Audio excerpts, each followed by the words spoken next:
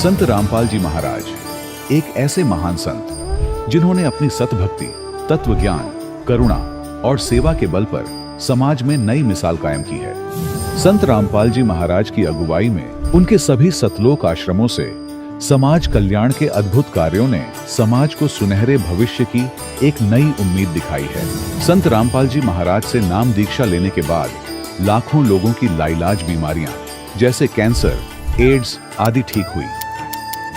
संत जी के ज्ञान से प्रेरित होकर उनके अनुयायियों ने लाखों यूनिट रक्तदान किया। संत जी ने लाखों बहन बेटियों का दहेज मुक्त विवाह करवाया।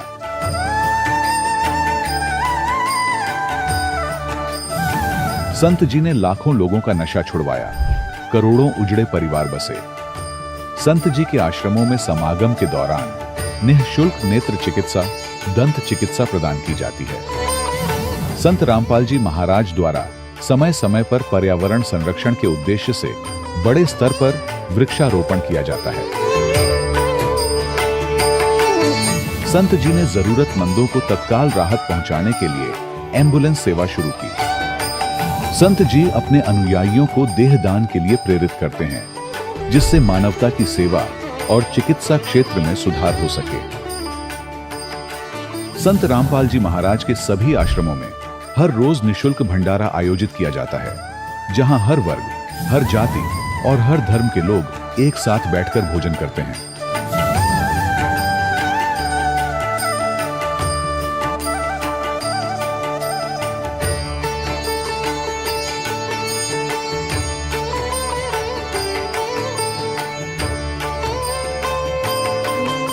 संत रामपाल जी महाराज की अन्नपूर्णा मुहिम ने गरीब और बेसहारा लोगों के जीवन में एक नई ऊर्जा और उम्मीद को जन्म दिया है। घर घर खाद्य सामग्री और जरूरी मदद पहुंचाकर संत रामपाल जी महाराज ने लोगों को दुख और मजबूरी से लड़ने की ताकत प्रदान की है।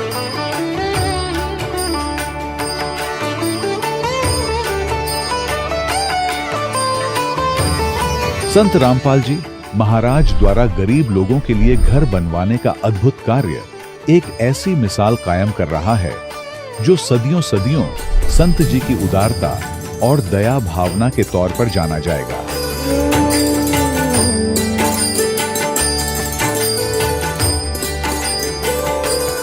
संत रामपाल जी महाराज के आश्रम में हजारों बुजुर्गों को सम्मान और प्यार के साथ जीवन जीने का अवसर मिलता है।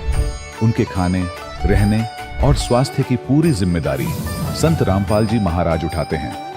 अनाथ बच्चों के लिए संत रामपाल जी महाराज के सभी आश्रम किसी वरदान से कम नहीं। यहाँ उन्हें शिक्षा, संस्कार और भविष्य के लिए बेहतर अवसर प्रदान किए जाते हैं। चाहे बाढ़ हो, भूकंप या महामारी, संत रामपाल जी महाराज और उनके अनुयायी हमेशा ही जरूरतमंदों के लिए सबसे आगे खड़े रहते हैं। कोविड महामारी के दौरान संत रामपाल जी महाराज के आश्रमों से करोड़ों लोगों के लिए भोजन, दवाइयां और जीवन रक्षक सामग्रियां उपलब्ध कराई गई। चाहे गरीब की मदद हो या किसी शोषित और पीड़ित वर्ग के हक और सम्मान की लड़ाई, संत रामपाल जी महाराज ने हमेशा ही उनकी दबी आवाज को सरकारों तक पहुंचाया है और उन्हें उचित न्याय दिलवाने में अहम भूमिका अदा की है। समाज में आध्यात्मिक और सामाजिक मूल्यों के प्रति जागरूकता लाने में संत रामपाल जी महाराज हर कदम पर मानवता के सच्चे सेवक साबित हुए हैं। संत रामपाल जी महाराज का जीवन हमें सिखाता है कि सच्ची सेवा वही है जो निस्वार्थ भाव से की जाए। आइए हम भी इस महान सेवा के कार्य में इस महान संत से जुड़ें और संत रामपाल जी महाराज से नाम दीक्षा लेकर अपने जीवन को धन्य बनाएं।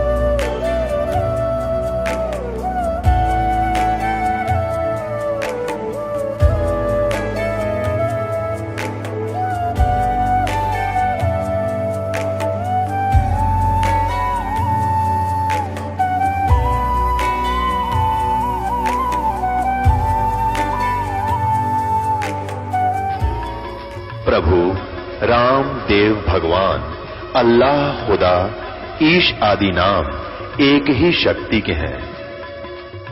वो कैसा है, कहां है, कैसे मिलता है, किसने देखा है? ये प्रश्नवाचक चिन्ह पूर्ण रूप से हटाने के लिए अवश्य सुनिए जगत गुरु तत्वदर्शी संत रामपाल जी महाराज के अमृत वचन, सर्व पवित्र धर्मों के पवित्र शास्त्रों के आधार पर। सत साहिब दर्शकों, कहा जाता है कि जैसी संगत वैसी रंगत। अगर संगत अच्छे लोगों की मिल जाए तो उनके नेक विचार व्यक्ति की जिंदगी को बदल कर रख देते हैं। और बात आध्यात्मिक मार्ग में की जाए तो सच्चे संत के संग से और उनकी शिक्षाओं को अपने जीवन में उतार लेने से मनुष्य का अनमोल जीवन परिवर्तित हो जाता है। ऐसी ही एक जीवन परिवर्तन की सच्ची कहानी है फरीदाबाद हरियाणा के भगत सिंह जी की। पहले तो ये पारंपरिक मनमानी पूजा साधना ही करते आ रहे थे, जिससे इनकी जिंदगी पर कुछ ज्यादा प्रभाव नहीं पड़ा। एक दिन एक व्यक्ति ने विश्व के एकमात्र सच्चे संत रामपाल जी महाराज जी के सत्संग प्रवचन चलाए हुए थे, जो भगत सिंह जी ने भी सुने।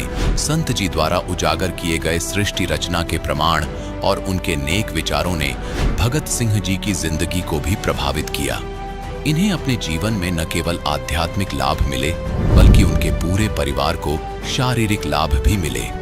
इनकी बेटी को लाइलाज रोग कैंसर के लक्षण थे, जो कि अब बिल्कुल स्वस्थ है, और पारिवारिक कलह समाप्त होने के साथ ये नशे से भी मुक्ति पा चुके हैं। अब सुनिए भगत सिंह जी की जुबानी उनके जीवन परिवर्तन की यह प्रेरणादायक कहानी। सर नमस्कार। सर नमस्कार। सर क्या नाम है आपका? सर मेरा नाम भगत सिंह है। सर कहाँ से आए हैं आप? जी मैं ग्राम मुजेसर, जिला फरीदाबाद, हरियाणा से बिलोंग करता हूँ। सर संत रामपाल जी महाराज जी से नाम दीक्षा कब ली आपने? सर मैंने 2015 अक्टूबर में संत रामपाल जी महाराज से नाम दीक्षा ग्रहण की। संत रामपाल जी महाराज जी से नाम दीक्षा लेने से पहले आप क्या भक्ति साधनाएं करते थे? सर संत सतगुरु रामपाल जी महाराज की शरण में आने से पहले मैं अन्य देवी देवता भक्तों राम, कृष्ण, हनुमान, शेरावाली सभी और पितर जो श्राद्ध निकालना सभी पूजाएं करता था, जो हमारे बुजुर्ग करते आए थे। सर आप संत रामपाल जी महाराज जी से कैसे जुड़े? सर 2015 में हमारे कॉलोनी में एक आदमी किराए पर रहने के लिए आए, किराएदार। वो रात को अकेला था, सिक्योरिटी गार्ड था। रात को मेरी दुकान थी, तो मेरी दुकान में ही आके वो सोता था सर। तो वो सत्संग चलाता रहता, और मैं वो सत्संग सुन के बात बहुत इम्प्रेशन मेरे पे हुआ, तो मैंने संत रामपाल जी महाराज के शरण में आने का फैसला कर लिया। सर ऐसी कौन सी बातें आपको सत्संग में सुनने को मिली जिससे आपको लगा कि संत रामपाल जी महाराज जी से नाम दीक्षा लेनी चाहिए? सर सत्संग हम सुन रहे थे कि ब्रह्मा विष्णु महेश के माता पिता, समझ लो कि सृष्टि रचना चल रही थी। और मैंने आज से पहले हम काफ़ी मंदिरों में, मतलब कि रामेश्वरम तक भी ये दास गया था, लेकिन कभी भी हमें ये सब किसी गुरु ने नहीं बताया। तब मैंने वो सृष्टि रचना सुनी और मैंने उसी समय ये सना जो है निश्चय कर लिया कि मुझे परमात्मा की शरण में जाना है। सर देखिए, कोई भी व्यक्ति जब किसी संत को अपना गुरु बनाता है तो कोई ना कोई रीजन जरूर होता है। उद्देश्य चाहे आध्यात्मिक लाभ प्राप्त करना हो या फिर मानसिक लाभ प्राप्त करना या फिर चाहे भौतिक लाभ प्राप्त करना। सर आपका क्या उद्देश्य था संत रामपाल जी महाराज जी से नाम दीक्षा लेने का, और आपको क्या क्या लाभ प्राप्त हुए? सर सबसे बड़ा लाभ तो हमें आध्यात्मिक लाभ, जैसे मैंने बताया कि सृष्टि रचना, जैसे कि हमने कभी किसी से नहीं सुना था। और रही बात शारीरिक लाभ की, तो सर मैं बता दूं कि मैं पहले बहुत नशे करता था। दारू, गांजा, भांग, शराब, जितने भी हैं टोटल नशे दास किया करता था। संत रामपाल जी की शरण में आने से पहले सबसे पहले तो मुझे एक लाभ ही होगा, नशे छूट गए। उसके बाद भगत जी आ जाते हैं। लाभ देखा जाए तो ये कि पहले आर्थिक स्थिति, तो जब नशा करेगा आदमी तो अपने आप ही डमाडोल होनी है, लेकिन परमात्मा की रजा रही और आर्थिक लाभ भी मुझे काफ़ी होने लगे। 2-3 कमरे भी बना दिए, दुकान भी पक्की बना दी, परमात्मा ने रजा करी। संत रामपाल जी शरण आने के बाद भी मेरी भगतमती ने नाम नहीं लिया था। वो अन्य देवी देवता की पूजा जो है करती रही थी, और उनको भूत प्रेत का ये ऊपरी चक्कर भी था। लेकिन महाराज जी की शरण में आई 17 में, तो उनका सबसे बड़े ये लाभ हुआ कि उनका ऊपरी चक्कर जो है ख़त्म हो गया। वो शरण में आई, नाम उपदेश लिया। उस समय जब हम आए थे तो असुर निकंदन रमेनी, राक्षसों का नाश करने वाली आरती जो है चल रही थी, और हमने आए और वो आरती के समय ही 5 मिनट में ही थोड़ा खेला कूदी हुई, उसके बाद बिल्कुल एकदम स्वस्थ हो गई। उसके बाद अभी तक उसे कोई ऐसी परेशानी नहीं हुई है। और जी मेरी एक 10 साल की लड़की थी, उसको एक यहाँ पे सर फोड़ा हुआ, तो डॉक्टर ने कहा कि रिपोर्ट तो बाद में आएगी, लेकिन यह है कि इसको लगता है लंबी बीमारी है, कैंसर जैसे कह देते हैं कि इसको कैंसर की संभावना है। तो मैं शाम को घर गया तो वो बोलने लगी, पापा मुझे मरना नहीं है। मैंने कि बेटा ऐसी क्या बात होगी जो क्या नाम है आप एकदम से ऐसा कह रही हो। वन की मैं आज डॉक्टर के यहाँ मम्मी लेके गई थी हॉस्पिटल में, तो डॉक्टर ने कहा कि इसको एक कैंसर जैसी बीमारी है हमें लगता है। तो मैंने कि हमें मरना नहीं है। मैंने कि बेटा आपको कुछ नहीं होगा, चलो मालिक के समय। मैंने आए और परमात्मा से उनको नाम दीक्षा दिलाई। और भगत जी जब हम रिपोर्ट लेने के गए तो उसमें कुछ ऐसी बीमारी नहीं आई, और वो फोड़ा नाम लेते ही वहीं के वहीं अपने आप 3 दिन में अपने आप बैठ गया। ना कोई दवाई ना कोई गोली ली भगत जी। सबसे बड़ा लाभ ये भी हुआ हमें। सर देखिए, ये हिंदुस्तान है, यहाँ पर ज्ञान देने वालों की कमी नहीं है। इतने सारे धर्मगुरु हैं, हम कह सकते हैं कि हजारों लाखों धर्मगुरु हिंदुस्तान में ज्ञान देने के लिए बैठे हैं, लेकिन समाधान किसी के पास नहीं है। सर क्या आपको ज्ञान के साथ साथ संत रामपाल जी महाराज जी ने समाधान भी दिया? जी हाँ बिल्कुल सर, मुझे ज्ञान के साथ साथ समाधान भी मिला। जो हमारे मन में जो प्रश्न आए उनके तुरंत के तुरंत हमको जवाब या तो हमारे भक्त लोगों ने या हमें सत्संग के माध्यम से बिल्कुल तुरंत मिला। सर आप उन लोगों को क्या कहना चाहेंगे जो लोग चाहते हैं कि वो नशा छोड़ दें? कोई नहीं चाहता कि किसी के घर में कलह हो, लेकिन लाजमी है कि जो लोग नशा करते हैं पारिवारिक कलह उनके घर में बहुत ज्यादा हो जाती है, वो लोग चाहकर भी नशा नहीं छोड़ पाते। उन लोगों को आप क्या कहना चाहेंगे, वे लोग नशा कैसे छोड़ सकते हैं? सर जी मैं उन लोगों को यही संदेश देना चाहूँगा कि मैं खुद नशा मुक्ति केंद्र में भी रह के आया था, लेकिन वहाँ जाने के बाद भी मेरा नहीं नशा छूटा। लेकिन सतगुरु संत रामपाल जी महाराज की शरण में आने के बाद मेरा नशा छूट गया। तो कृपया संत रामपाल जी महाराज की शरण में आएँ और अपना कल्याण कराएं। बहुत बहुत धन्यवाद। सत्साही। दर्शकों, अभी आपने सुने संत रामपाल जी महाराज से दीक्षा प्राप्त करके सुखी हुए भक्त के अनुभव। अब देखिए जगत गुरु तत्वदर्शी संत रामपाल जी महाराज के मंगल प्रवचन। और काल भी स्वामी है। जैसे एक जेल का सुप्रिटेंडेंट वो जेल का स्वामी है, सुप्रिटेंडेंट साहब भी है, ऐसे ही ये काल साहब है, 21 ब्रह्मांड का स्वामी है, या एक जेल है, यो जेल का सुप्रिटेंडेंट साहब है, ये समझ लो। तो ऐसी ऐसी इसने 21 जेल बना रखी है, एक ब्रह्मांड भी ये जेल है। तो ऐसे ये 21 ब्रह्मांड का साहब है, ये ब्रह्म है, लेकिन ये कंप्लीट ब्रह्म नहीं है, ये पूर्ण ब्रह्म नहीं है, इसलिए ब्रह्म शब्द बोला गया। तो यहां प्रत्येक इसके अंग को हमने समझने के लिए ऐसे करना पड़ेगा। तो इस ब्रह्म ने श्रीमद् भगवत गीता का ज्ञान श्री कृष्ण जी में प्रवेश करके, जैसे को प्रेत बोलती है किसी के अंदर, ऐसे बोला। ऐसे ही इस काल ने एक ब्रह्मा कुमारी पंथ चलाया अभी 100 वर्ष पहले लगभग, और उसमें एक प्रेत आता है, वो कहता अहम ब्रह्मास्मि, मैं ब्रह्मा हूं। कभी कहता है अहम शिवोहम, मैं शिव हूं। ये एक प्रेत का चलाया हुआ है, और वो प्रेत कभी ब्रह्मा की पदवी पर था।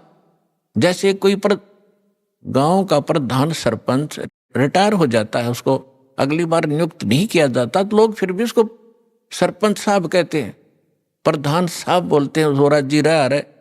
और वो भी कहीं मिलता है, कोई कहता भी कौन है, कि फलाना सरपंच हूं, और जब वो सरपंच नहीं होता। तो ऐसे ही दास ने परमात्मा के ज्ञान, कबीर परमात्मा से प्राप्त उस ज्ञान को आगे बढ़ाया है, as it is, as a tape recorder. Das का इसमें इतना ही योगदान है कि दास को परमात्मा का जो अंतःकरण टेप रिकॉर्डर ठीक कर दिया उस परमेश्वर कबीर जी ने, और उसमें अपना ज्ञान भर दिया। दास बोल के सुना रहा है रिकॉर्ड करके, इतना सा योगदान है। तो ऐसे दास बहुत बार बताता है आपको कि ये ब्रह्मा विष्णु महेश जो वर्तमान में यहाँ 3 लोक के एक एक विभाग के मिनिस्टर हैं, साहब हैं, इतने राम हैं, इतने भगवान हैं, ये इनकी भी मृत्यु होगी, और ये मृत्यु को प्राप्त होकर आम जीव की तरह 84 लाख योनियों में, प्रेत योनियों में भटक रहे होंगे, और अन्य पुण्य आत्माओं को फिर से काल अपनी दुर्गा पत्नी से जन्म दे करके उस पदवी पर बैठा देता है। तो उनमें से ये पंथ चलाने वाला जो ब्रह्मास्मि में शिवोस्मि, तो ये वो भूत है जो कभी ब्रह्मा के पद पर रहा है, अब उसका अस्तित्व कुछ नहीं, वो रिटायर्ड सरपंच समझ लो। एक्स सरपंच, अब उसका कोई अस्तित्व नहीं, तो वो बोलकर उसने वो पंथ चला दिया। आज भी उसकी मुरली सुनकर, वो भूत की बात सुनकर एक बहुत बड़ा जनसमूह अपना जीवन नाश कर रहा है। दास का प्रयत्न किसी की निंदा करना नहीं, दास का प्रयत्न है कि सभी हम एक परमात्मा के बालक बच्चे हैं, बहन बेटी भाई। और उस काल ने ये जाल फैला रखा है कि मैं इतने पंथ चला दूंगा नकली कि कोई समझ नहीं सकेगा ओरिजिनल पंथ कौन सा है। तो दास ऐसा प्रयत्न कर रहा है कि जैसे पहले के, अभी बहुत बार होती रहती है घटनाएं कि कोई 500,000 के नोट नकली छाप देता है और सरकार को जो पता चलता है तो दोनों ओरिजिनल और डुप्लीकेट दोनों के दोनों मीडिया के माध्यम से, समाचार पत्रों के माध्यम से उनकी पहचान कराई जाती है कि ये इस टाइप का डुप्लीकेट है, ये ओरिजिनल है। तो सरकार निंदा नहीं कर रही होती, एक महापरोपकार करती है। तो दास का यही प्रयत्न समझ लेना कि हमारे जो यथार्थ सदग्रंथ हैं वो तो हमारे ओरिजिनल नोट हैं, ओरिजिनल सदग्रंथ हैं, और उसके अतिरिक्त कोई अनुभव बता रहा है, कोई मार्ग चला रहा है, वो डुप्लीकेट है, वो हानि हो रही उनके जीवन की। तो दास ने कोई शौक नहीं है किसी की, इसको आप आलोचना का नाम देते हो तो आपकी बुद्धि अच्छी नहीं है, आपको अध्यात्म ज्ञान नहीं है। तो इसी प्रकार ये काल ने स्वयं, इसमें श्री कृष्ण जी के अंदर स्वयं काल प्रवेश कर गया। श्री कृष्ण भी ये 3 लोक के प्रभु हैं, एक विभाग के। इसके अंदर आम प्रेत नहीं प्रवेश कर सकता, इनके अंदर, इनमें इतनी पावर होती है। तो उनके अंदर काल स्वयं आया और उसने गीता का ज्ञान दिया। तो यहां ब्रह्म बोल रहा है इस गीता को। अब हम परम अक्षर ब्रह्म कहेंगे, उसको पूर्ण ब्रह्म कहेंगे, जो इससे अन्य परम शक्ति है, और उसको हमने पाना है। अब क्या कहा है कि वो सच्चिदानंद घन ब्रह्म ने अपने मुख कमल से, गीता ज्ञानदाता स्वयं कह रहा है, उस धार्मिक अनुष्ठानों की जानकारी विस्तार के साथ कही है, और उसको तत्व ज्ञान कहते हैं। और उस ज्ञान को प्राप्त करके प्राणी सभी कर्मों से मुक्त हो जाता है, वो छुटकारा पा लेता है, उसका पुनर्जन्म नहीं होता। चौथे अध्याय के 34वें श्लोक में कहा कि अर्जुन, उस तत्व ज्ञान को जो परमात्मा स्वयं आकर अपने मुख कमल से वो वाणी बोलता है, वो तत्व ज्ञान है। उस तत्व ज्ञान को, उसको सूक्ष्म वेद भी कहा है। उस तत्व ज्ञान को तू तत्वदर्शी संतों के पास जाकर समझ, उनको दंडवत प्रणाम करने से, कपट छोड़कर सरलता पूर्वक प्रसन्न करने से वो तत्वदर्शी संत तुझे उस परमात्म तत्व का, अर्थात तत्व ज्ञान का उपदेश करेंगे। अब 15वें अध्याय के प्रथम मंत्र में उस तत्वदर्शी संत की पहचान भी बता दी है कि जो संत उल्टे लटके हुए संसार रूपी वृक्ष के, ये संसार रूपी वृक्ष है अर्जुन, ऊपर को जड़ है, वो तो पूर्ण परमात्मा है, पूर्ण ब्रह्म है, जिस तो सबका धारण पोषण करता है। 15वें अध्याय के 1 से लेकर 4 श्लोक में और 16-17 श्लोक में 3 पुरुष, 3 भगवान, 3 ब्रह्म स्पष्ट किए हैं। सरपुरुष कहो, सरब्रह्म कहो, ये तो काल है। सर माने नासवान, ये 21 ब्रह्मांड का स्वामी, ये सरब्रह्म है। और दूसरा अक्षर ब्रह्म, अक्षर पुरुष कहो, चाहे प्रभु कहो, स्वामी कहो, राम कहो, ब्रह्म कहो, ये 7 संख्य ब्रह्मांड का स्वामी है। इसकी आयु बहुत लंबी है, लेकिन इसकी भी मृत्यु है, इसलिए इसको भी अक्षर पुरुष कहा है, ये चिरस्थायी है। और फिर तीसरे नंबर का जो परमात्मा है, परम अक्षर ब्रह्म कहलाता है, वो बताया उत्तम पुरुष तु अन्य, जो 17वें श्लोक में कहा 15वें अध्याय के, उत्तम पुरुष तु अन्य परमात्मा इति उदाहरत है। ये लोग तरम अवश्य विवर्ती अवैश्वर है, वो परमात्मा इन दोनों से अन्य है, जो 15वें अध्याय के 16वें श्लोक में सरपुरुष और अक्षर पुरुष कहे हैं। इनसे कोई अन्य है वो परमात्मा जो सबका धारण पोषण करता, 3 लोकों में प्रवेश करके।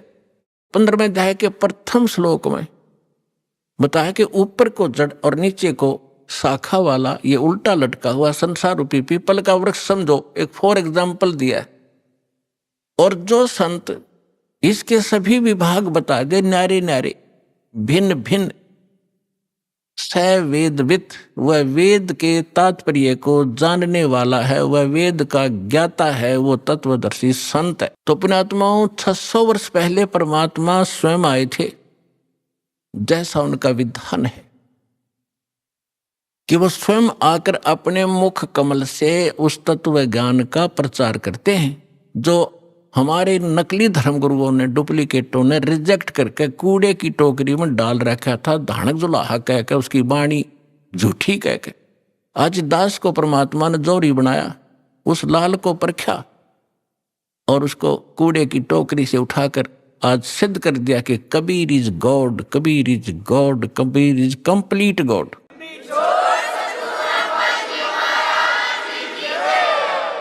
और जिसको पाकर उसके बच्चे आज धनी हो रहे हैं, पूर्ण अध्यात्म धन से वो परिपूर्ण होते जा रहे हैं, जो उनका सुख का मूल है। और शास्त्र विरुद्ध साधना दुख की मूल होती है, जो आज तक हम सभी करते रहे। अब जो प्रसंग चल रहा है उसी पर आते हैं कि परमात्मा ने 600 वर्ष पहले आकर कहा था, अक्षर पुरुष एक पेड़ है, निरंजन वाकी डारे, तीनों देवा शाखा है, भाई पात रूप संसारे। अक्षर पुरुष एक पेड़ है, सरपुरुष वाकी डार, और तीनों देवा उसके आगे शाखा है, ये पात रूप संसार। तो परमात्मा ने मूल को छोड़ दिया, जो जमीन से बाहर दिखाई देता वो सारे पार्ट बता दिए। तना, उसको अक्षर पुरुष समझो, उससे तने से मोटी डाहर निकले उसको सरपुरुष, और सरपुरुष के आगे फिर वो 3 शाखाएं हों, रजगुण ब्रह्मा, सतगुण विष्णु, तमगुण शिव जी, ये शाखा समझो।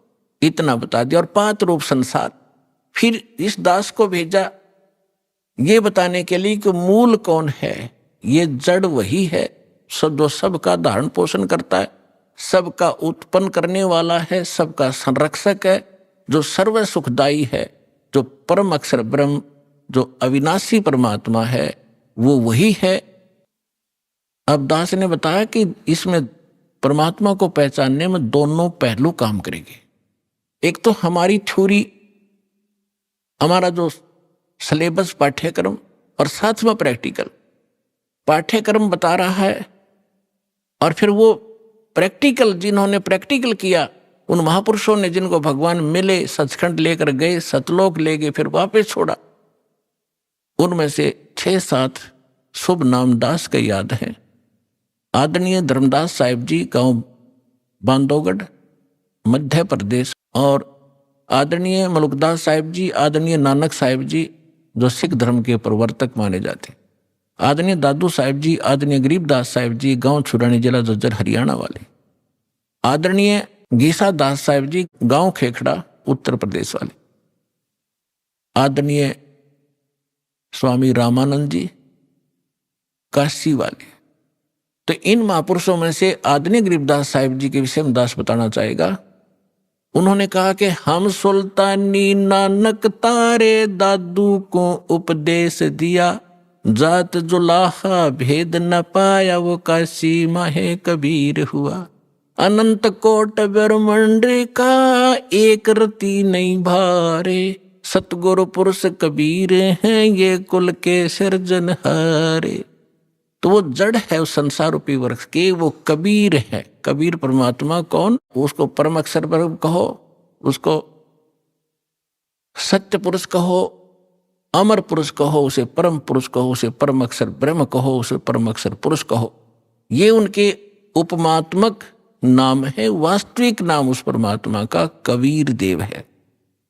उसको अल्लाहु अकबर कहो, कबीर देव, कबीर साहब, अल्लाहु अकबर, कबीर भगवान, अल्लाह माने भगवान, अकबर अकबरी, अकबीर कबीर, ये कबीर को ही अपभ्रंश करके अकबर बोलते हैं। जैसे हम कबीरू बोल देते हैं, कबीरा बोला करते थे। जैसे गरीबदास जी को गांव वाले गरीबू कहा करते थे। तो ऐसे हम अपभ्रंश करके अपने नाम रख लेते हैं। उनका वास्तविक नाम है कबीर देव, अल्लाहू अकबर, अल्लाह कबीर, गॉड कबीर। अब जो प्रसंग चल रहा था उसी पर आते हैं कि वो परमात्मा स्वयं यहां आते हैं। अब इसमें दोनों पहलू साथ चलेंगे कि जिनको भगवान मिले उन्होंने प्रैक्टिकल किया, और जो हमारे सदग्रंथ आज तक हमें ज्ञान दे रहे थे, हमारे धर्मगुरु समझ नहीं सके, वो हमारा दुर्भाग्य और उनका भी दुर्भाग्य कहेंगे, क्योंकि वो उनकी बुद्धि काल के वश थी।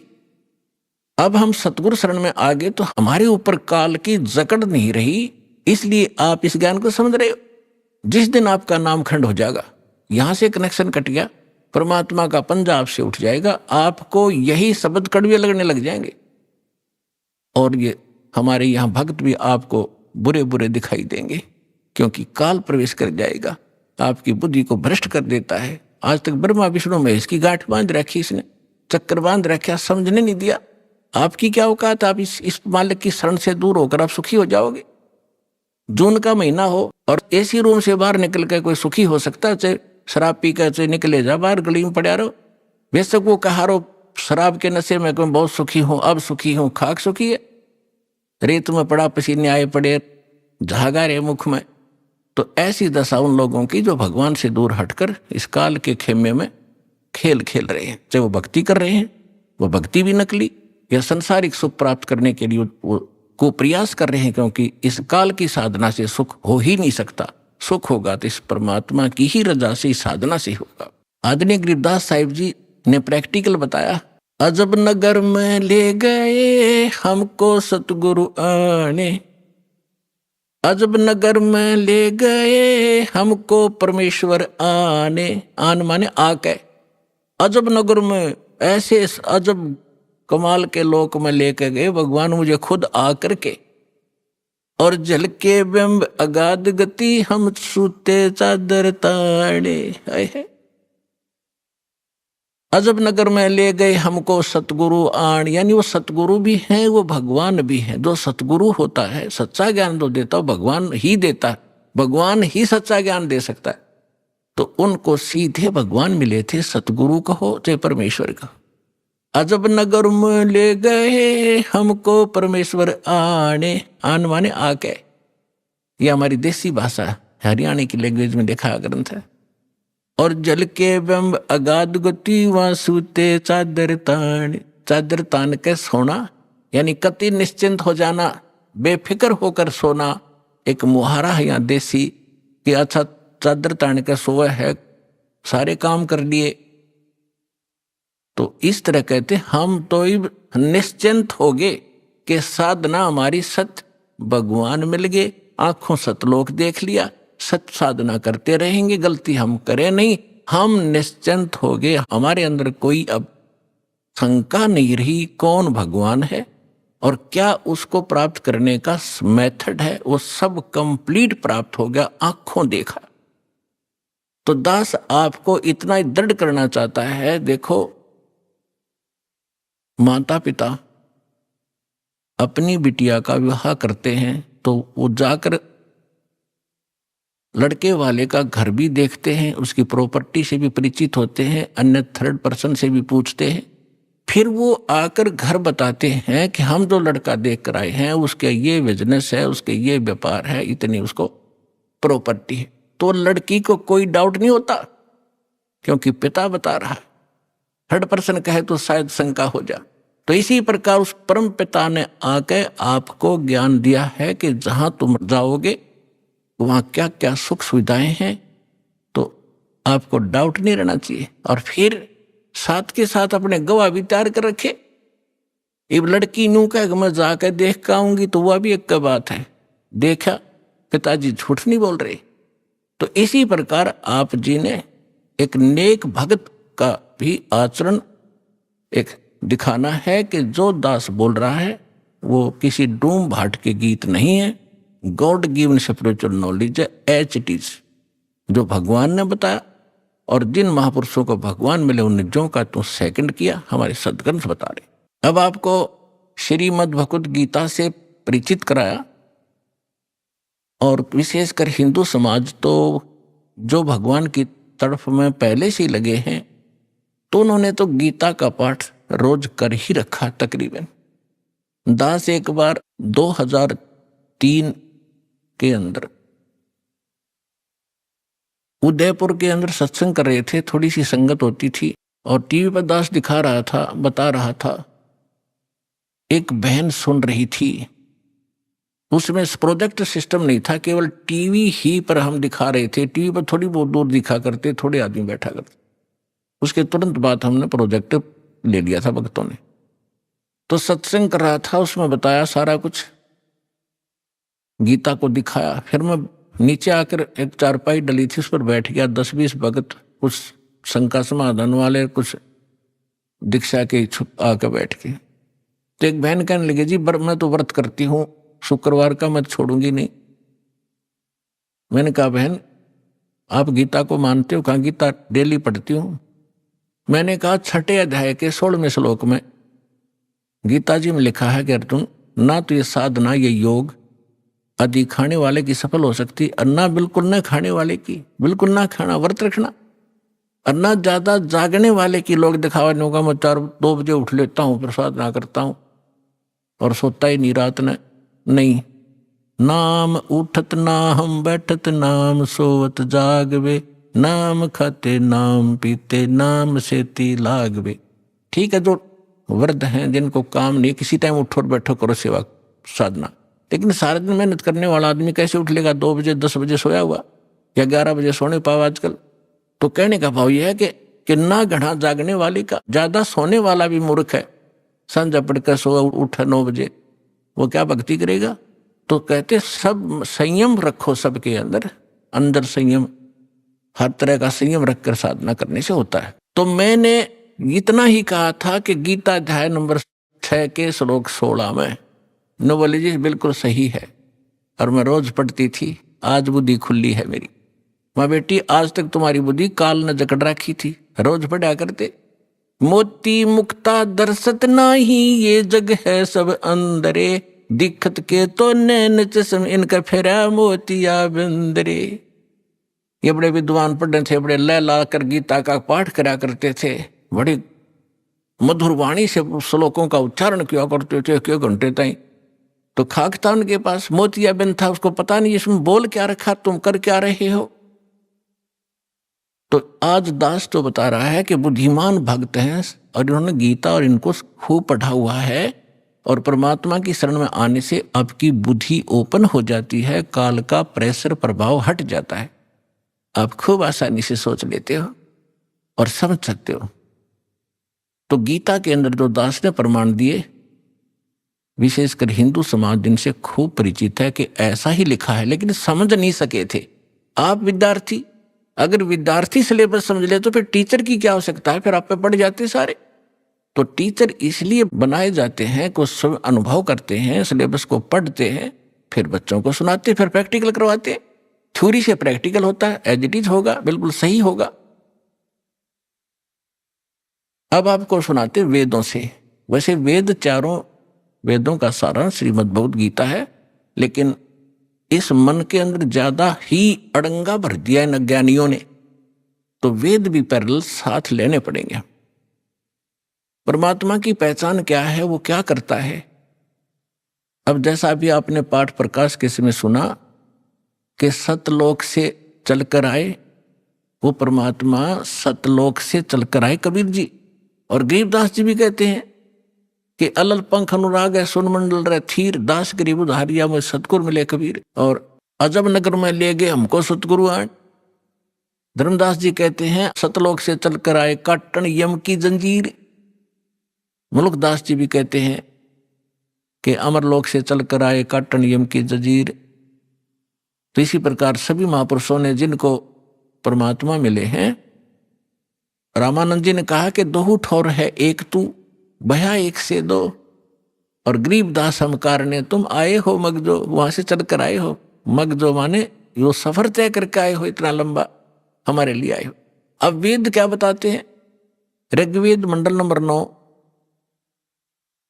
सूक्त 86 के मंत्र 26 और 27 में, ऋग्वेद मंडल नंबर 9 सूक्त 82 मंत्र 1, 2, 3 में, ऋग्वेद मंडल नंबर 9 सूक्त 54 के मंत्र 3 में, ऋग्वेद मंडल नंबर 9 सूक्त 94 के मंत्र 1 में, ऋग्वेद मंडल नंबर 9 सूक्त 95 मंत्र 2 में, ऋग्वेद मंडल नंबर 9 सूक्त 96 यानी 96 के मंत्र 16 से लेकर 20 में, फिर ऋग्वेद मंडल नंबर 9 और सूक्त 1 के मंत्र 8 और 9 में। और भी अनेक स्थानों पर बहुत सारे ढेर सारे प्रमाण हैं, लेकिन ये हमें पर्याप्त हैं इतने मंत्र परमात्मा को पहचानने के लिए। इनमें यही प्रमाण दिया है कि वो परमात्मा मनुष्य सदृश है और ऊपर धूलोक के तीसरे पृष्ठ पे, यानी ऊपर 4 लोक हैं, एक सत्यलोक, फिर अलखलोक, उससे ऊपर अगमलोक, फिर अकह, उसको अनामी लोक भी कहते। तो प्रत्येक लोक को 3 विभागों में बांटा हुआ है। जैसे अपनी दिल्ली राजधानी है, एक तो बाह्य क्षेत्र है जो ग्रामीण क्षेत्र होता है, और एक बाजार क्षेत्र है, बाजार में जहां दुकानें हैं, बाजार है, और तीसरा वो स्थान है जहां हमारी पार्लियामेंट हाउस है। तो ऐसे बताया है कि वो धूलोक, धू माने उस तेजो में पृथ्वी, सतलोक में वो परमात्मा राजा के समान सिंहासन पर विराजमान है, सिर पे मुकुट है, देखने में वो राजा जैसा लगता है और वहां रहता है। ऐसा ही परमेश्वर ने खुद बताया है, ऐसा ही महापुरुषों ने जिनको भगवान मिले उन्होंने बताया है कि उस परमात्मा के एक रूम में बाल कहो, बाल का छिद्र कहो जो रोमकूप कहलाता है, करोड़ सूर्य मिला दे, करोड़ चंद्रमा, इतनी रोशनी उस मालिक की, वो भी फीकी पड़ जाए। और जब वो परमात्मा यहां आता है अपने रूप को सरल करके आता है। गरीबदास जी कहते हैं, तेज पुंज अन्य दे धरके इस विध हमको भेंट ही। इस तरह हमें आकर मिलते हो परमात्मा। ये वेद कह रहे कि वो परमात्मा अपने रूप को सरल करके अच्छी आत्माओं को मिलते हैं, नेक आत्माओं को, जो दृढ़ भक्त होते हैं, जो उसके वचन का पालन करते हैं, अटल खड़े हो जाते हैं उसके वचन पर, उनको मिलते हैं। उनको किस उद्देश्य से मिलते हैं? ज्ञान देने के लिए। और फिर वो परमात्मा एक कवि जैसा आचरण करते हैं, कवियों की तरह, कविताओं के माध्यम से, लोकोक्तियों के माध्यम से, दोहा दोहावलियों के माध्यम से अपने तत्व ज्ञान का प्रचार बोल बोल के अपनी अमृतवाणी में वो करते हैं, सुनाते हैं। उसको लिपिबद्ध कर लिया जाता है, वो सच्चिदानंद घन ब्रह्म की वाणी कहलाती है।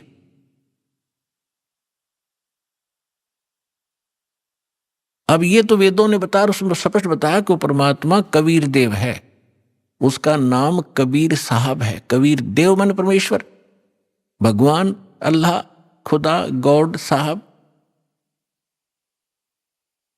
अब यही परमात्मा उन अच्छी आत्माओं को मिलते हैं। एक समय एक धर्मदास नाम के बहुत बड़े धनी व्यक्ति हिंदू धर्म में जन्मे थे और बहुत ही परमात्मा की तरफ थी उनके अंदर। पुण्यात्मा पिछले संस्कार का जो प्राणी होता है वही भगवान के लिए तरफ रहे होते हैं। वो पिछले बहुत अच्छे संस्कारी होते हैं, पिछले पुण्य उनके अंदर प्रेरणा करते रहते हैं, उनको टिकने नहीं देते हैं कि कोई भगवान ढूंढे कहीं, चाहे वो भले ही कोई ना कोई साधना की उसने सहारा ले ही रखा होता है, वो टिक ही नहीं सकता। चाहे वो हनुमान पूजा, चाहे गणेश जी की पूजा करे, और चाहे वो कितना मंदिर मस्जिद गुरुद्वारों में जाता हो, या कोई गीता वेद का कोई पाठ श्लोक करता हो, वो टिक नहीं सकता। चाहे कोई व्रत रख रहा है या चाहे कोई तपस्या कर रहा है, वो डले ढोता ही रहता है, उसके बस की बात नहीं। तो इसी प्रकार जैसा जिस वर्ण में जन्म हुआ, उन परंपरागत साधनाओं के करते करते भी उसके अतिरिक्त यदि कोई और मार्गदर्शन करने वाला मिल जाता है तो वो भी स्वीकार करता है और उसको प्रारंभ कर देता। धर्मदास जी गांव बांधवगढ़ मध्य प्रदेश के रहने वाले थे।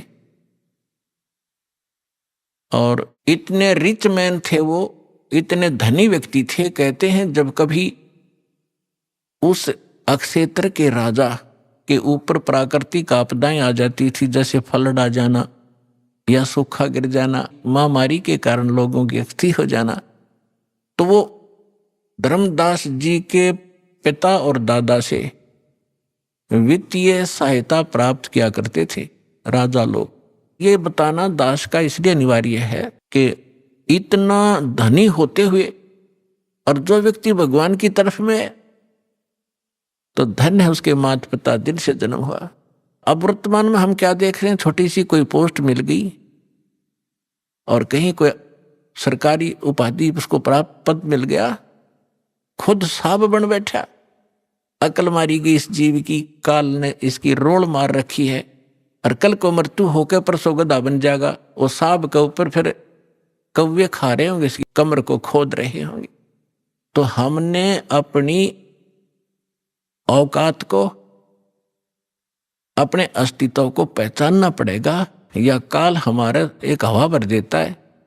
गुब्बारे में हवा भर दी, छोड़ दिया, घूमे जा धक्के खाता, जब वो फटेगा तो उसका अस्तित्व पता नहीं कहाँ गिरेगा, जा कितने गंदे नाले में पड़ेगा या कितने समुद्र में पड़ेगा। तो इसलिए हमने इस हवा को नहीं भरना है, अपना ठीक ठिकाना, जो मालिक का आदेश उसके अनुसार हमने चलना होगा, तभी हम सफल होंगे। तो धर्मदास जी को इतनी तरफ थी, उन्होंने ये भी सुना हुआ होता है कि गुरु बिन मोक्ष नहीं होता, इसलिए उन्होंने एक रूपदास नाम के वैष्णव परंपरा के संत को गुरु धारण भी कर रखा था। अब गुरु बना है तो आज्ञा का पालन भी सर्वधार्य होता है, वो संत भक्त क्या ही करते हैं। अब उसी गुरुदेव जी के द्वारा बताए गए निर्देशानुसार वो प्रतिदिन श्रीमद् भगवद गीता का पाठ भी किया करते थे, एकादशी का व्रत भी किया करते थे, जन्माष्टमी का व्रत भी करते थे, और श्री कृष्ण हरे राम राम राम हरे हरे, कृष्ण राधे राधे राधे कृष्ण कृष्ण, ओम नमः भगवते वासुदेवाय, ओम नमः शिवाय, इस तरह के जो भी मंत्र वो जानते हैं हमारे जो हिंदू धर्म के ये डुप्लीकेट गुरु, तो वो सारी बता रखी थी साधनाएं, वो कर रहा था। और उसके साथ साथ भगवान श्री कृष्ण यानी विष्णु जी की मूर्ति, जिसको शालिग्राम कहते हैं, उसकी भी पूजा अर्चना प्रतिदिन करना, जिसको कर्मकांड कहा जाता, कर्मकांड का एक हिस्सा है, वो भी किया करते थे। और गीता जी का नित्य पाठ भी करते थे। सभी तीर्थों का भ्रमण करने से भी मोक्ष उसको बता रखा था। अब बच्चा क्या होता है, अध्यापक ने जो सिलेबस बता दिया वो तो फाइनल समझता है, जो कहा ठीक है जी। इतना बड़ा सेठ मन में आई कि तीर्थों का भ्रमण किया जाए। उस समय परमात्मा जिस समय मिले उनकी एज भी 60-62 के आसपास हो चुकी थी। साधना उद्देश्य से तीर्थ भ्रमण करने के लिए अपनी धर्मपत्नी की राय ली। उनकी धर्मपत्नी का नाम आमिना था। उससे आज्ञा लेकर के वो चल पड़ा कि मैं तीर्थ भ्रमण करना चाहता हूं। तो जैसे भी आज्ञा लेकर चल गए। भ्रमण करते करते वो मथुरा के अंदर। अभी आपने सुने संत रामपाल जी महाराज के मंगल प्रवचन। आइए अब सुनते हैं संत रामपाल जी महाराज से नाम दीक्षा लेकर सतभक्ति करके अद्भुत लाभ प्राप्त करने वाले अनुयायी के विचार। दर्शकों, हर एक आस्तिक व्यक्ति परमेश्वर को किसी न किसी रूप में अवश्य ही पूजता है, ताकि उन्हें आत्मिक शांति मिले और सांसारिक सुख सुविधाएं भी उपलब्ध होती रहे। हर एक मनुष्य भगवान से कामना करता है कि दुख न हो, अच्छी नौकरी हो और किसी चीज का अभाव न रहे। नासिक महाराष्ट्र के रहने वाले लालचंद जी की भी भगवान से यही प्रार्थना थी। इनका परिवार 21 वर्ष से राधा स्वामी पंथ से जुड़ा था और ये स्वयं भी शिरडी साईं बाबा और गणेश जी की पूजा करते थे। भगवान से इनकी अर्ज थी कि इन्हें अच्छी नौकरी मिल जाए, पर जो ये साधना कर रहे थे उससे कार्यपूर्ति नहीं हो पा रही थी। पर फिर इनकी जिंदगी में एक ऐसे संत का आगमन हुआ जिन्हें लालचंद जी ने चैलेंज किया कि अगर आप सच्चे संत हैं और भगवान हैं तो मुझे चमत्कार करके दिखाओ। और कहते हैं ना, भगवान के शब्दकोश में असंभव शब्द नहीं है, वो जो चाहे 100 कर सकते हैं। उसी समर्थ भगवान ने लालचंद जी की इच्छा पूरी करके वो चमत्कार कर दिखाया, जिसे देख ये भी आश्चर्यचकित थे। आज उन्हें सच्चे संत की असीम कृपा से इन्हें नौकरी मिल चुकी है और एक्सीडेंट में जीवन रक्षा भी हुई है। दर्शकों, आपको बता दें कि वो संत कोई और नहीं बल्कि तत्वदर्शी संत रामपाल जी महाराज जी हैं, जिनकी छत्र छाया सदैव उनके शिष्यों पर है और अद्भुत चमत्कार हो रहे हैं। अब आप स्वयं सुनिए लालचंद जी का साक्षात्कार और जाने पूर्ण संत की शक्ति का चमत्कार। सर नमस्कार। नमस्कार सर जी। क्या नाम है आपका? सर मेरा नाम लालचंद जगदाळे है, मैं नासिक महाराष्ट्र से हूँ। सर संत रामपाल जी महाराज जी से नाम दीक्षा आपने कब ली? सर मैंने संत रामपाल जी महाराज से नाम दीक्षा सन 2014 में 14 जुलाई को ली। संत रामपाल जी महाराज जी से नाम दीक्षा लेने से पहले आप क्या भक्ति साधनाएं करते थे या आपके परिवार वाले क्या भक्ति साधना करते थे? सर मैं संत रामपाल जी महाराज की शरण में आने से पहले मेरा परिवार मतलब मेरे माता और पिता, जो मेरा जन्म भी नहीं हुआ था तब से मेरे माता पिता 31 साल से राधा स्वामी संत जो है वहाँ पे और माँ ठाकुर सिंह महाराज की भक्ति करती थी। और मैं तो सभी देवी देवताओं की पूजा करना, जैसे कि सबसे ज़्यादातर मैं साईं बाबा को बहुत मानता था। मैं साईं बाबा की हर साल पदयात्रा में जाना और गणपति जो बोलते हैं महाराष्ट्र में गणेश भगवान, उनकी जो साधना थी मैं वो ज़्यादा करता था। उनका एक भी उपवास में छोड़ता नहीं था। सर जैसा कि आपने बताया कि आपका परिवार 30 साल से राधा स्वामी पंथ में संत ठाकुर सिंह जी महाराज जी से नाम दीक्षा लेकर के भक्ति कर रहा था। आप भी देवी देवताओं की भक्ति कर रहे थे, गणपति जी को मानते थे और साथ ही साथ साईं बाबा जी की पद यात्रा निकलती है, उन सभी यात्राओं में आप शामिल होते थे। यहाँ तक कि आपने व्रत उपवास भी किए। सर आप इतनी सारी भक्ति कर रहे थे और आपका परिवार भक्ति में लगा हुआ था, तो फिर आप लोगों ने संत रामपाल जी महाराज जी से नाम दीक्षा क्यों ली? क्योंकि सर इतनी साधना करने के बाद भी मैं जब मेरे दोस्तों के साथ शिरडी जाता था तो मेरे बाकी के दोस्त कोई मतलब जो चीज़ें करनी नहीं चाहिए भक्ति मार्ग के लिए वो सब करते थे। मतलब बीड़ी शराब कुछ भी खाना वो सब करते थे और उनको भी कुछ भी लाभ मिलते रहते थे। और मैं एकदम बिना चप्पल के वहाँ पे जाता था, फिर भी मेरे पैरों में बड़े बड़े फोड़ आते थे। मैं परेशान हो गए थे कि मैं साईं बाबा कहता था कि अगर आप इतना इनको लाभ दे रहे हैं, ये तो सब कर रहे हैं, तो मेरे साथ ऐसा गलत क्यों? तो मैंने सोचा कि मतलब यहाँ पे कुछ तो गलत हो रहा है। और उसके बाद मेरे बड़े भाई की शादी जम रही तो हमको एक पंडित जी ने कहा कि आप एक काम करो, आप नासिक में जो त्र्यंबकेश्वर है वहाँ पे एक उनकी पूजा करवाओ, फिर उनकी शादी जम जाएगी। फिर बाद में ऐसा हुआ कि मेरे बड़े भाई और माता पिता जी ने उन्होंने ऐसे सोचा कि अपने 2 पैसे बच जाएंगे, इसलिए उन्होंने हमारे जलगांव की तरफ एक आमलर में एक महादेव जी का मंदिर है, वहाँ पे वो साधना कर ली, वहाँ पे वो पूजा करवा दी। लेकिन फिर भी उसकी 6 महीने बाद तक उसकी शादी नहीं जमी। फिर मेरे मन में आया कि ऐसा क्यों? क्योंकि अगर महादेव भगवान उधर है तो फिर आमलर में भी होंगे, जलगांव में भी होंगे, नासिक में भी, तो वही भी ऐसा कैसा? ये तो नहीं होना चाहिए। फिर आप संत रामपाल जी महाराज जी से कैसे जुड़े? तो सर तब मेरे मन में ख्याल आया कि हम लोग कुछ गलत कर रहे हैं। तो सर उसी टाइम हमारे मामा हैं, वो जो संत रामपाल जी महाराज के शिष्य बने थे, उन्होंने संत रामपाल जी महाराज के सभी सत्संग देखने शुरू किए। वो हमारे घर में आए, उन्होंने सभी सत्संग देखते देखते मुझे भी कहने लगे कि भाई तू एक काम कर, तू भी ये देखते जा, ये तो मोक्ष का मार्ग है। तो मैं उनको कहने लगा कि तुम कुछ भी लेके आते हो, ऐसा कहा मोक्ष भिक्ष, ये तो सब बकवाद है, बाबा लोगों की चाल है, आप तो कुछ भी बता रहे। लेकिन उन्होंने नाम दीक्षा लेने के बाद मेरी माँ से कहा, मेरी माँ ने भी नाम ली। फिर मैंने मेरी माँ से इतना प्रखर विरोध किया कि मैंने मेरी माँ को 2 टाइम का खाना भी घर में मुश्किल कर दिया जब उन्होंने संत रामपाल जी महाराज जी से नाम लिया। लेकिन एक दिन मामा मुझे बोले कि भाई तू खुद तो सही भक्ति नहीं कर रहा, कम से कम तू जो तेरी माँ सही भक्ति कर रही है वो तो कर।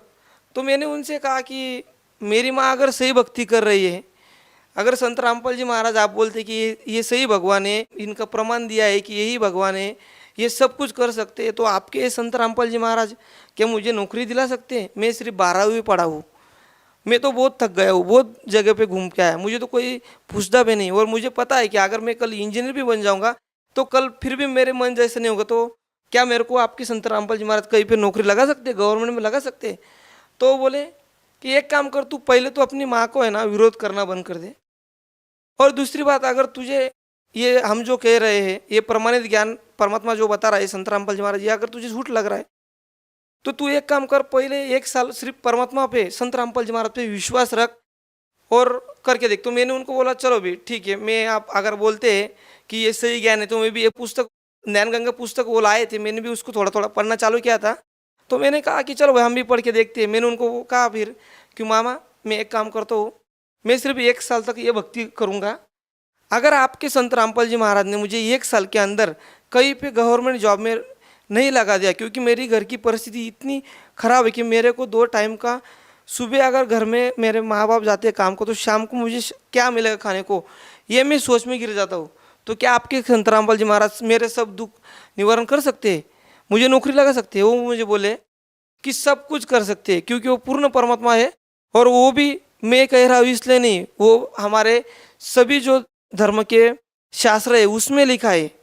तो मैंने कहा भाई चलो इस बार मैं तुम्हारा सुनता हूँ, और मैं उनके साथ आश्रम में 14 जुलाई 2014 को गया और संत रामपाल जी महाराज जी उनसे दीक्षा ली। सर, जैसा कि आपके मामा जी के बीच आपकी जो बातें हो रही थी, तो हम कह सकते हैं कि एक शर्त लगी थी, या फिर हम कहें कि परीक्षा लेने के लिए संत रामपाल जी महाराज जी से नाम दीक्षा ली, और आपकी ये शर्त थी कि संत रामपाल जी महाराज आपको गवर्नमेंट जॉब दिला देते हैं तो आप मान लेंगे कि संत रामपाल जी महाराज भगवान हैं, और आपने ये सोच करके संत रामपाल जी महाराज जी से नाम दीक्षा ले ली। तो आपके मामा जी ने आपको विश्वास दिलाया था कि नाम दीक्षा लेने के बाद आपको 100% जो आप चाहते हो मिलेगा। तो आपकी क्या वो इच्छाएं पूरी हुई?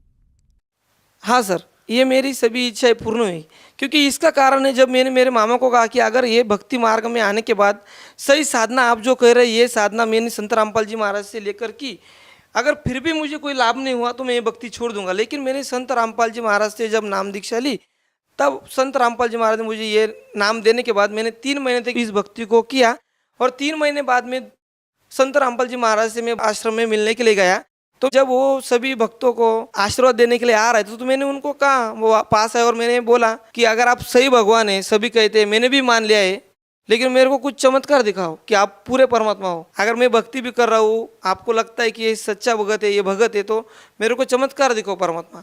तो संत रामपाल जी महाराज मेरे पास आए और हंसे और मेरे सिर के ऊपर हाथ रखा, तो मेरे को इस तरह का जैसे कि मेरा अंग पूरा एकदम ढीला हो गया, सभी मेरे टेंशन दूर हो गए, ऐसा लगा। और उस टाइम मैंने संत रामपाल जी महाराज को नमस्कार किया और वहाँ से मैं पीछे आया। तो बस 10 मिनट बाद मेरे बड़े भाई का मुझे फ़ोन आया, उसने मुझे कहा कि भाई तू ज़रा 2-4 दिन पहले हरियाणा से रिटर्न चला, क्योंकि तुझे एक बम्बई हाईकोर्ट से एक ऐसी पोस्ट है, उसके लिए कॉल लेटर आया है, तू अगर जल्दी आएगा तो अच्छा होगा। तो मैंने जल्दी से जल्दी वहाँ से निकला, परमात्मा को दंडवत किया, शाम का भोजन किया और रात की गाड़ी से मैं वहाँ से निकला। तो उसके 1 महीने बाद मेरा जो बॉम्बे हाईकोर्ट महाराष्ट्र में है, तो वहाँ पे मैं सिलेक्ट हो गया। तो वहाँ पे मैं सिलेक्ट हो गया, सभी टेस्ट में मैं सिलेक्ट हो गया, क्योंकि मैं तो पहली बार तो यही डर गया था कि 40,000 लड़के थे, इन लड़कों में सिर्फ मैं 12वीं पास लड़के क्या कर सकता हूँ। लेकिन 12वीं पास के ऊपर भी संत रामपाल जी महाराज ने ऐसी दया रखी कि मुझे लगा भी नहीं कि मैं 12वीं पास हूँ।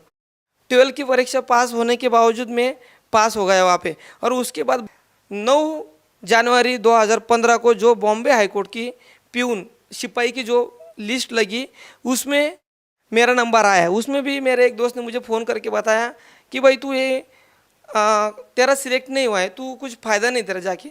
तो मैं ज़रा डर गया कि ऐसा कैसे होता है, क्योंकि संत रामपाल जी महाराज ने मुझे सामने चमत्कार दिखा है, वो तो गलत नहीं होगा। तो उसके 8 दिन बाद मैं थोड़ा 8 दिन तक नाराज़ रहने लगा। फिर मेरी माँ ने मुझे कहा कि बेटा क्या हुआ है।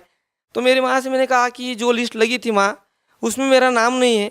तो माँ ने कहा ऐसा तो नहीं हो सकता, तू एक बार कर, फिर से उस लिस्ट को चेक कर। तो मैं उस लिस्ट को चेक करने के लिए गया। तो मैंने 2 बार लिस्ट को चेक करने के बाद भी मुझे उस लिस्ट में अपना नाम दिखा नहीं, और मैं बहुत नाराज़ हो गया, बहुत रोया। और संत रामपाल जी महाराज से प्रार्थना की कि सतगुरु रामपाल जी महाराज, आप तो हर एक जीव के ऊपर दया करो, तो मेरे ऊपर भी दया करो।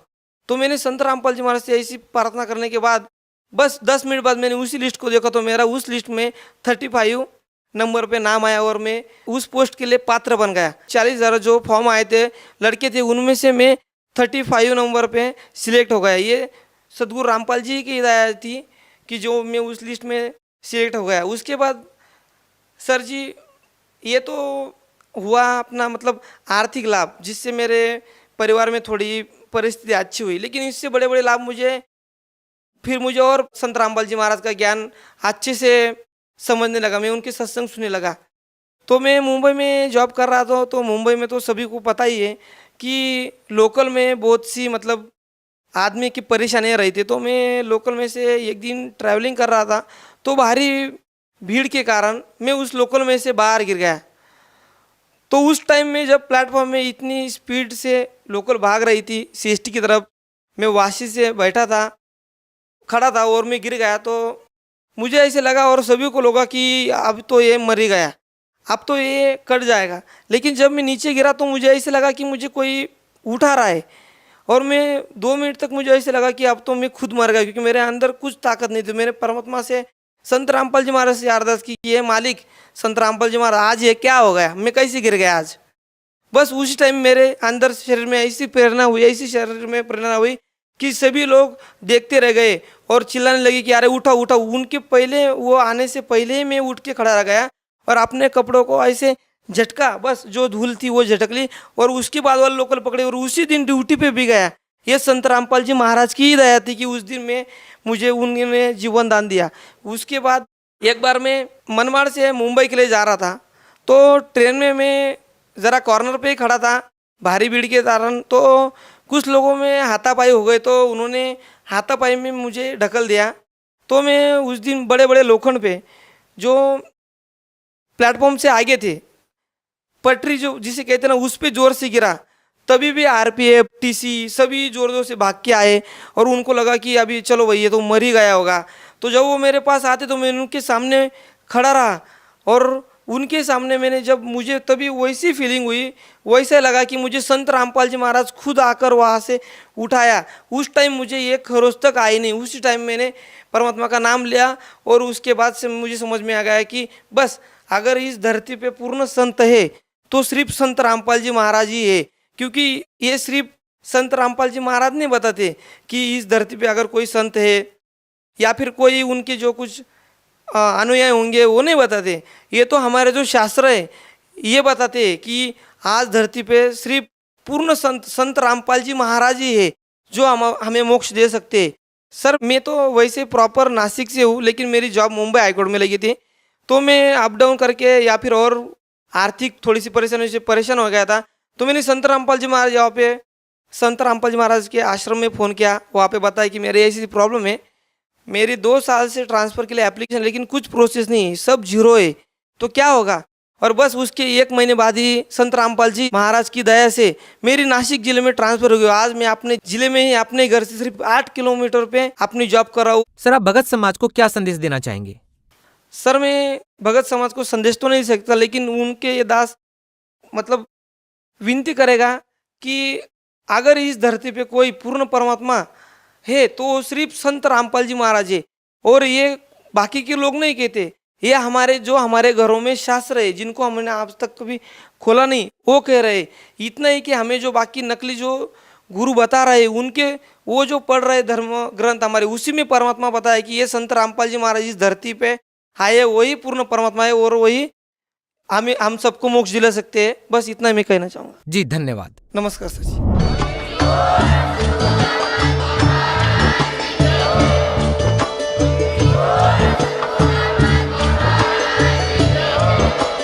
आप सुन रहे थे जगत गुरु तत्वदर्शी संत रामपाल जी महाराज जी के मंगल प्रवचन। अधिक जानकारी के लिए विजिट कीजिए हमारी वेबसाइट www.jagatgururampalji.org। संत रामपाल जी महाराज जी के शुभ आशीर्वाद से पूरे विश्व भर में 500 से भी ज्यादा नाम दीक्षा केंद्र हैं, जिन पर संत रामपाल जी महाराज जी द्वारा ऑनलाइन निशुल्क नाम दीक्षा दी जा रही है। अपने नजदीकी नाम दीक्षा केंद्र का पता करने के लिए संपर्क करें 8222880541।